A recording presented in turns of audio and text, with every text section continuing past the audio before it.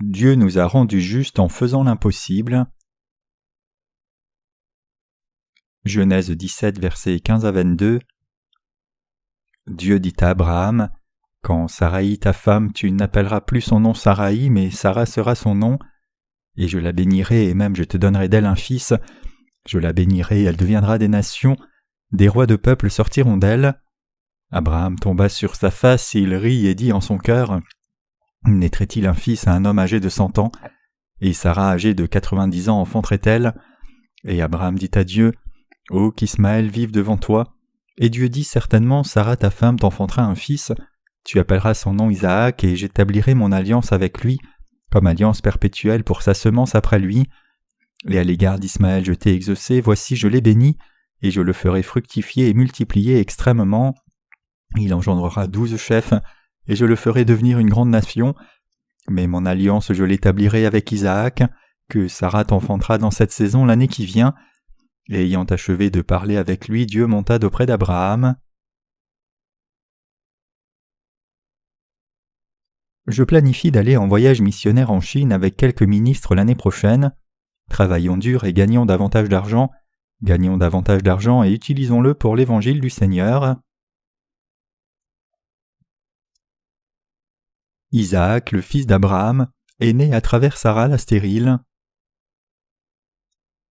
Dans la lecture des Écritures d'aujourd'hui, nous pouvons voir que Dieu est apparu à Abraham, notre ancêtre de la foi, et lui a dit « Dieu dit à Abraham, « Quant à Saraï, ta femme, tu n'appelleras plus son nom Saraï, mais Sarah sera son nom, et je la bénirai, et même je donnerai d'elle un fils, et je la bénirai, elle deviendra des nations, des rois de peuples sortiront d'elle. » Genèse 17, versets 15 à 16. Dieu dit qu'il donnerait un fils à Abraham par sa femme Sarah la stérile. Alors Abraham a répondu, « Ce serait bien si mon fils Ismaël vivait devant toi et grandissait bien puis t'héritait de ma lignée. Je comprends que tu me réconfortes maintenant, j'ai apprécié ton souci, merci. » Quelle était la raison pour laquelle Abraham a répondu comme ceci? Abraham regardait cette situation dans une perspective humaine et pensait qu'il lui était impossible d'avoir un enfant avec sa femme Sarah, qui avait maintenant 90 ans, et n'était jamais tombée enceinte d'un enfant durant sa vie entière. Donc Abraham disait qu'il serait satisfait si Ismaël, le fils né de sa servante, grandissait bien à hériter de sa lignée. Mais Dieu a dit que la pensée d'Abraham était mauvaise. Dieu dit « Sarah ta femme t'enfantera un fils et tu appelleras son nom Isaac » et a rejeté résolument la réponse négative d'Abraham. Alors Dieu dit clairement à Abraham « Sarah ta femme t'enfantera un fils et tu appelleras son nom Isaac et j'établirai mon alliance avec lui comme alliance perpétuelle pour sa semence après lui. » Genèse 17, verset 19. Qu'est-ce que cela signifie? Dieu dit qu'il donnerait réellement un fils à Abraham par sa femme qui était maintenant âgée de 90 ans, et Dieu a dit à Abraham de lui donner le nom d'Isaac. Isaac signifie « il rit » en langue hébraïque. Ainsi Dieu a dit qu'il donnerait un fils à Abraham à travers sa femme Sarah et que ce fils Isaac était celui qui leur apporterait du rire et de la joie. Dieu disait à Abraham qu'il ferait quelque chose qui était absolument impossible à sa pensée humaine.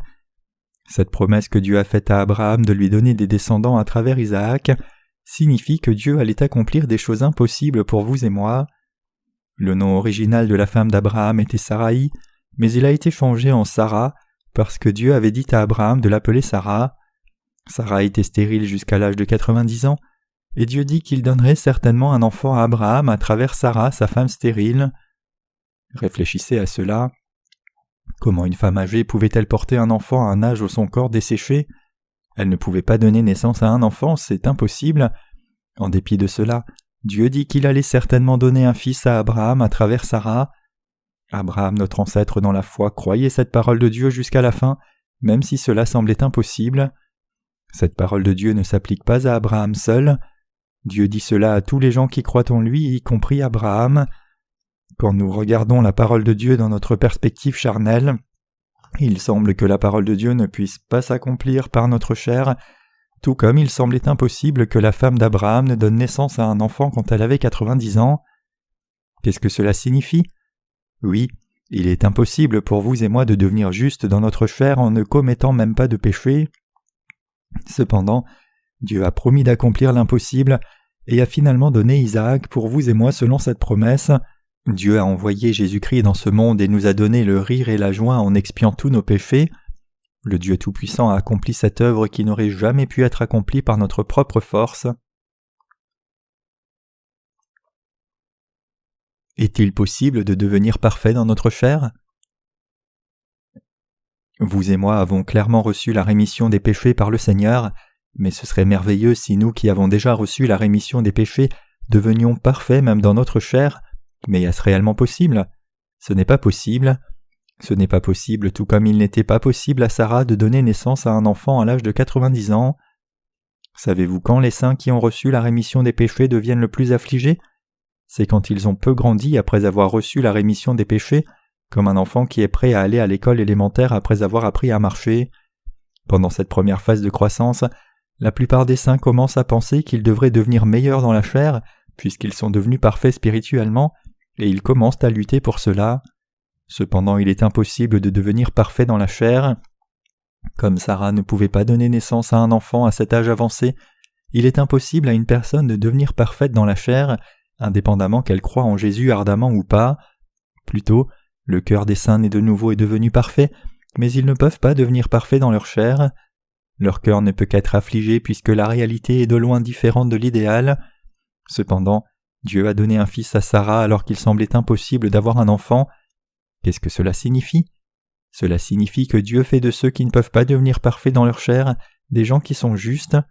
C'est ce que Dieu nous enseigne à travers la lecture des Écritures d'aujourd'hui. Même si nous avons reçu la rémission des péchés par la bénédiction du Seigneur, nous ne pouvons devenir parfaits dans notre chair par notre propre force. La femme d'Abraham avait 90 ans à l'époque. Une femme de 90 ans peut-elle réellement donner naissance à un enfant même si elle le veut ? C'est impossible. Nous avons absolument été rendus parfaits dans nos esprits en croyant en Jésus-Christ. Cependant, notre chair peut-elle aussi devenir parfaite en même temps ? Non, elle ne le peut pas. Donc nous aurions dévié en un court moment si Dieu ne nous avait pas parlé de telles choses. Si Dieu ne nous avait pas enseigné ces vérités, nous n'aurions pas été capables de dire que nous sommes devenus les justes. La chair humaine ne peut jamais devenir parfaite, mais en dépit de cela, le Dieu Tout-Puissant a accompli cette œuvre. Une femme de 90 ans a donné naissance à un enfant. À l'époque, les gens de ce village ont probablement ri de cela. Ils ont probablement ri en disant que cette vieille femme Sarah avait donné naissance à un enfant. Cela pourrait être la raison pour laquelle Dieu a dit à Abraham d'appeler l'enfant du nom d'Isaac. Il nous est impossible de devenir parfaits dans notre chair, donc nous ne devons pas suivre les choses de la chair qui ne deviendront jamais parfaites. Ceux qui cherchent à suivre le Seigneur, après avoir reçu la rémission des péchés, doivent suivre l'esprit juste. Suivre la chair est mauvais, et il est impossible de devenir parfait en des termes charnels. Vous et moi devons réaliser que nous sommes en tant qu'êtres humains avec la chair. Nous devons savoir honnêtement que nous sommes comme Sarah dans la présence de Dieu. Je dis que nous devons reconnaître nos limites et manques et croire dans la justice de Dieu. C'est vrai, nous sommes tous des gens comme Sarah.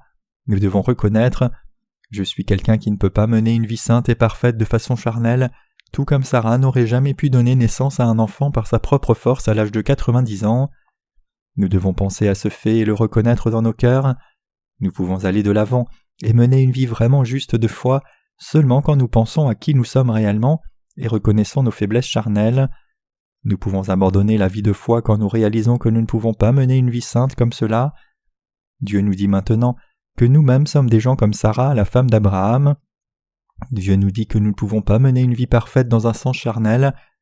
Nous devons ouvrir les portes de nos cœurs et écouter cette parole de Dieu, et nous devons reconnaître ce fait. Oui, tu as raison, je suis une telle personne méchante, mais en envoyant Jésus-Christ dans ce monde, tu m'as rendu juste, même si je suis si méchant et ne peux pas devenir parfait de mon propre chef. Vraiment, nous sommes si méchants et nous ne pouvons pas devenir parfaits nous-mêmes, mais en dépit de tous ces faits, Dieu a fait de vous et moi des saints vraiment justes en envoyant Jésus-Christ dans ce monde. Jésus nous a rendus justes. Jésus est venu dans ce monde sous la forme d'un humain, a pris tous nos péchés sur ce corps de chair en étant baptisé au Jourdain, et nous a sauvés, vous et moi, en prenant le jugement de la croix à notre place, et nous sommes devenus justes en croyant dans cette œuvre complète du salut de Jésus dans nos cœurs. Vraiment, Dieu aurait pu donner un enfant à Abraham quand sa femme était plus jeune, et aurait aussi pu faire que Sarah donne naissance à un enfant quand elle était âgée de 65 ans, c'est-à-dire quand elle a quitté sa patrie avec son mari Abraham.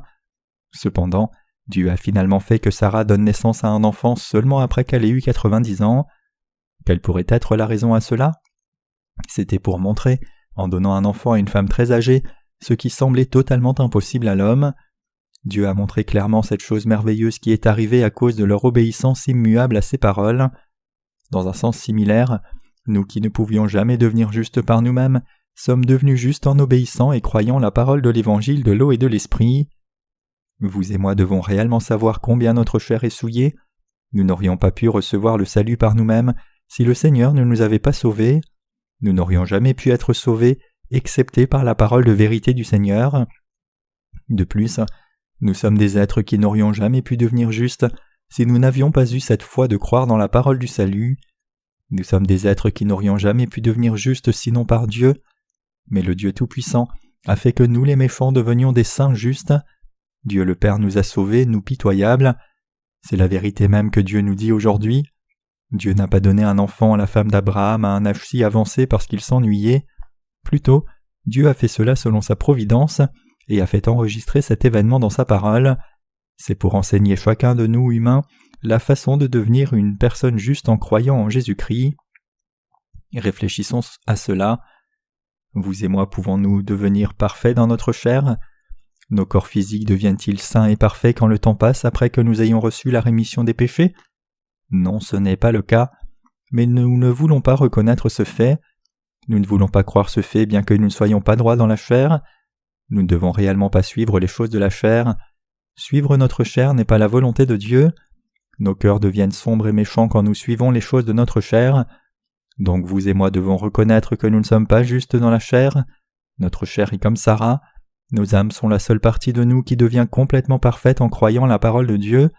C'est seulement quand nous tenons ferme dans notre foi dans la parole de Dieu que nous pouvons engendrer Isaac tout comme Abraham et Sarah l'ont pu. Plus nous vivons la vie de foi longtemps, plus nous devons reconnaître ce fait. Nous devons reconnaître que nous ne pouvons pas, d'aucune manière, devenir justes en des termes charnels, et que nous sommes quelqu'un comme Sarah qui ne pouvait pas porter un enfant à l'âge mûr de 90 ans, mais nous sommes devenus justes seulement en croyant que Jésus-Christ a expié tous nos péchés, par l'eau, le sang et le Saint-Esprit qui nous a été donné. Nous devons avoir la foi dans nos cœurs qui dit « Il m'est impossible de devenir une personne juste de façon charnelle, cependant Dieu a fait d'un méchant comme moi une personne juste. » Dieu nous a vraiment rendus justes en expiant tous nos péchés. Dieu a fait cette œuvre que nous ne pouvions absolument pas réaliser nous-mêmes. Le Dieu Tout-Puissant a fait cette œuvre qui était absolument impossible pour nous avec toute notre propre force. Certaines personnes abandonnent leur foi au milieu de leur vie de foi parce qu'elles ont regardé seulement à leur propre chair sans avoir cette foi. Dieu a dit « Sarah ne peut réellement pas donner naissance à un enfant elle-même. Cependant, je vais lui donner un enfant. » Et effectivement, il leur a donné un enfant, et cet enfant a été nommé Isaac. C'est pareil que dire que Dieu a fait de nous qui sommes manquants dans la chair des justes. Par la foi, riez à propos de l'œuvre que Dieu a faite. Comme je l'ai dit plus haut, le nom du fils d'Abraham, Isaac, signifie « il rit », et le mot « évangile » contient la signification « nouvelle joyeuse ». Comment nous sommes-nous sentis lorsque nous avons reçu la rémission des péchés dans nos cœurs par l'évangile du Seigneur? Nous avons simplement éclaté de rire parce que nous étions si heureux, n'est-ce pas? Ainsi, Isaac signifie aussi l'évangile même du Seigneur. Croyez-vous dans l'œuvre que Dieu a faite pour notre salut? Reconnaissez-vous votre être insuffisant? Si vous le faites, alors c'est bien. Si vous avez une telle foi, vous n'avez pas besoin de regarder à vous-même ou vous lamenter, ou être découragé de vous-même en vivant votre foi. Ne regardez pas vos faiblesses charnelles, mais plutôt reconnaissez-les simplement. Nous pouvons finalement rire quand nous reconnaissons notre vraie nature et professons « Je suis un tel être méchant dont la chair ne peut qu'être telle, peu importe combien le temps passe, mais Dieu a fait de moi une personne parfaitement juste. » Nous pouvons mener une vie de foi brillante et ferme si nous avons une telle foi. Dieu enseigne à une personne qui est quelqu'un comme Sarah à prêcher l'évangile du Seigneur avec puissance. Dieu fait qu'une telle personne prêche son évangile avec l'assurance d'un lion, donc nous pouvons aussi dire « Dieu a vraiment fait de vous un saint juste, Dieu vous donnera vraiment un enfant. » Nous sommes tous des Sarah qui sont comme une femme âgée de 90 ans, nous sommes tous des êtres stériles qui ne peuvent avoir d'enfants, c'est-à-dire que personne ne peut devenir une personne juste par ses propres œuvres. C'est pareil pour les soi-disant grands sages de ce monde comme Bouddha, Confucius et Socrate. Un certain moine bouddhiste coréen a publié un livre récemment ayant pour titre « Comment puis-je être illuminé quand il n'y a pas de vérité ?» Il a dit qu'il n'y a rien dans ce monde qui puisse être considéré comme la vérité. Il est une personne très honnête puisqu'il a reconnu qu'il ne pouvait pas trouver la vérité, puisqu'il n'y a rien de tel que la vérité dans le bouddhisme, bien qu'il ait mené la vie d'un moine bouddhiste pendant très longtemps. Cette personne est aussi comme Sarah bien qu'il ne suive pas le Seigneur. C'est parce qu'il a réalisé qu'il lui est impossible de devenir une personne juste en menant la vie ascétique d'un moine. C'est si vrai. Notre chair ne peut jamais devenir parfaitement juste si nous vivons dans ce monde vertueusement et avec morale. Quelle est la façon pour que vous et moi devenions justes et allions dans le royaume des cieux? N'est-ce pas seulement en Jésus? N'allons-nous pas au royaume des cieux par la foi qui croit en Jésus correctement? Toute chose spirituelle que nous possédons devient inutile si ce n'est en Jésus-Christ. Que vous ayez reçu ou non la rémission des péchés, vous ne pouvez jamais devenir parfait dans votre chair. Nous pouvons être justes seulement par notre foi. Comment cette justice peut-elle s'atteindre? Cette justice est seulement reçue de Dieu, et nous devenons les enfants de Dieu en croyant en Jésus, c'est-à-dire en croyant que Jésus-Christ, qui est notre Sauveur, a pris tous nos péchés sur lui-même par le baptême d'eau et a payé pour cela en portant le jugement de tous nos péchés à la croix. Nous devenons les enfants justes de Dieu avec cette foi. Veuillez garder cela fermement dans votre cœur. Le seul moyen de devenir enfant de Dieu est de croire en Jésus-Christ le Fils de Dieu. Nous devons reconnaître une fois encore que c'est impossible pour notre chair. Reconnaissez-vous cela? Dieu est venu vers Abraham et lui a parlé unilatéralement. Le Seigneur Dieu est apparu à Abraham et a fait de lui l'ancêtre de la foi. Je crois que la façon dont Dieu a parlé à Abraham à l'époque est la parole même que Dieu nous a donnée aussi à nous. Par l'évangile de l'eau et de l'esprit, Jésus-Christ nous a sauvés, vous et moi, nous qui ne pouvions pas devenir parfaits dans notre chair, mais Jésus-Christ nous a donné la possibilité de devenir justes. Notre Dieu a fait de nous qui sommes insuffisants les justes. C'est l'œuvre que Dieu a accomplie, comme l'œuvre qu'il a faite en faisant que Sarah ait un enfant. Le fait que nous soyons devenus justes est la promesse et la bénédiction du Dieu Tout-Puissant. Le croyez-vous? Y a-t-il la moindre chose que nous puissions rendre juste dans notre chair? Non, il n'y a rien. Nous devons réellement reconnaître cela. Notre Dieu a fait de nous qui sommes comme cela les justes. Je rends grâce à Dieu. Alléluia.